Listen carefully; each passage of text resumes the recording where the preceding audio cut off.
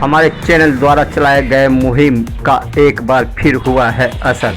खबर के असर में नासोपुर प्राथमिक विद्यालय के प्रधानाध्यापक द्वारा बच्चों के बाल मजदूरी का वीडियो वायरल होने के बाद शिक्षा विभाग ने कार्रवाई के दिए निर्देश और साथ ही साथ अब जिला प्रशासन के श्रम संसाधन विभाग भी हो गया है सख्त और इस पर कार्रवाई के दिए हैं आदेश।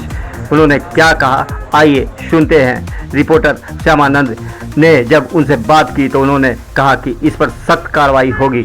अब जिला प्रशासन पूरी सख्ती से लगा हुआ है बाल मजदूरों के इस मामले में। आइए देखते हैं पूरी रिपोर्ट ग्राउंड जीरो से श्यामानंद की रिपोर्ट में।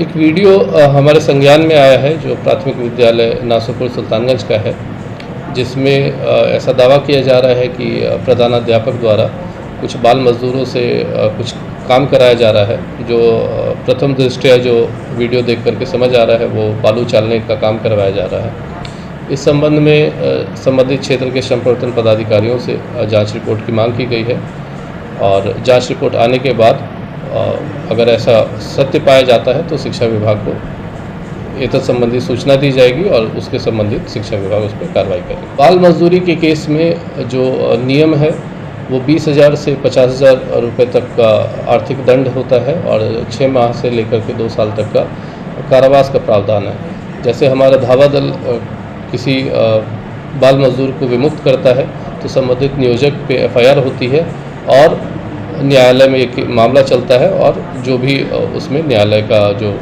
उसमें ये रहता है जो दंड दिया जाता है न्यायालय के द्वारा, तो दंड का यही प्रावधान है कि 20,000 से 50,000 रुपये का आर्थिक दंड है और 6 माह से लेकर के 2 साल तक का कारावास का प्रावधान। इसके अलावा हमारे विभाग के द्वारा वो बच्चा जो भी काम कर रहा था, अगर अधिकांश केस में तो वो न्यूनतम मजदूरी का उल्लंघन होता ही है, तो वो जितने भी दिन काम कर रहा होता है उसकी न्यूनतम मजदूरी के अंतर्गत उसका कैलकुलेट किया जाता है और जो जितना भी उसका जो बैक वेज है, जो उसको वेज नहीं मिला था, वो उसको दिलवाया जाता है।